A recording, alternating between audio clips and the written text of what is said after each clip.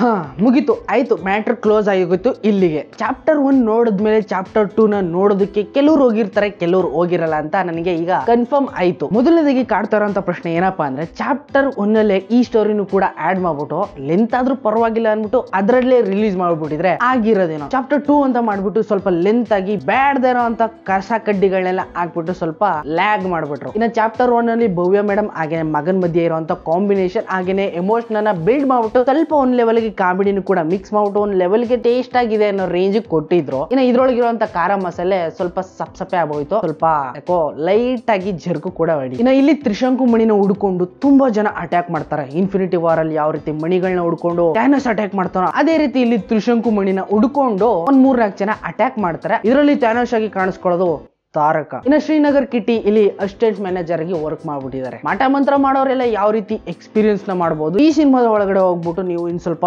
ಹೊಸದನ್ನು ಕೂಡ ಕಲಿಬಹುದು. ತ್ರಿಶಂಕು ಮಣಿ ನಾವು ಉಪಯೋಗಿಸ್ಕೊಂಡು ಸ್ವಲ್ಪ ಜನ ಸ್ವರ್ಗಕ್ಕೆ ಹೋಗ್ಬೇಕು ಅಂತ ಡಿಸೈಡ್ ಮಾಡ್ಕೊಂಡಿರ್ತಾರೆ. ನರಕಕ್ಕೆ ಹೋಗೋರೆಲ್ಲ ಮುಂದೆ ಪ್ರಳಯನೇ ಆಗ್ಬಿಡ್ಬೋದು ಅನ್ನೋ ಒಂದು ಮುನ್ಸೂಚನೆಗೋಸ್ಕರ ಎಲ್ಲರೂ ಕೂಡ ಆ ಮಣಿನ ಕಾವಲು ಕಾಯ್ತಾರೆ. ಆದ್ರೆ ಅದು ಕೊನೆಯಲ್ಲಿ ಬೇರೆ ರೀತಿನೇ ಆಗೋಯ್ತದೆ. ಚಾಪ್ಟರ್ 3 ಕೂಡ ಬರಬಹುದಾಗಿ ಮುನ್ಸೂಚನೆ.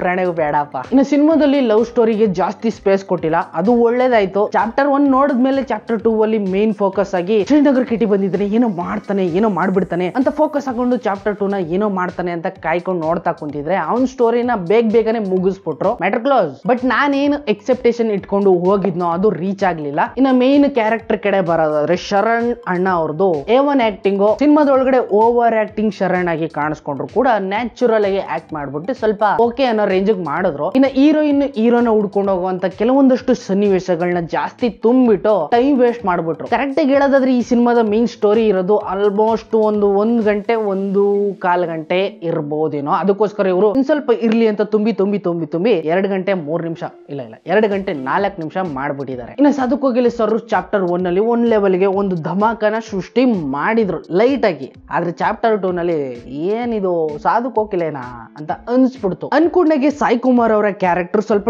ಡಿಫ್ರೆಂಟ್ ಆಗಿ ಇತ್ತು. ಈ ಸಿನಿಮಾದಲ್ಲಿ ಒಂದ್ ರೀತಿ ದೇವ್ರ ತರನೇ ಕಾಣಿಸ್ಕೊಂಡ್ಬಿಟ್ರಪ್ಪ. ಒಂದ್ ಮಣ್ಣಿನ ಇಟ್ಕೊಂಡು ಒಂದು ಒಳ್ಳೆ ಕೆಲಸ ಮಾಡೋದಕ್ಕೆ ಉಪಯೋಗಿಸ್ಕೊಂಡು ಏನೋ ಒಂಥರ ಮಾಡಿದ್ರು. ಅದು ಒಂದ್ ಲೆವೆಲ್ ಕ್ಲಿಕ್ ಆಯ್ತು. ಆದ್ರೆ ಅವ್ರಿಗೆ ತಿರುಗಿಸ್ಕೊಂಡು ಬತ್ತಿ ಇಟ್ಟ ಮೇಲೆ ಅವ್ರಿಗೆ ಯಾವ ರೀತಿ ಆಗಿರುತ್ತೆ ಅಂತ ಚಾಪ್ಟರ್ 3 ನಲ್ಲಿ ನೋಡೋದಕ್ಕೆ ನಾನು ಸ್ವಲ್ಪ ವೇಟ್ ಮಾಡ್ತಾ ಇದ್ದೀನಿ.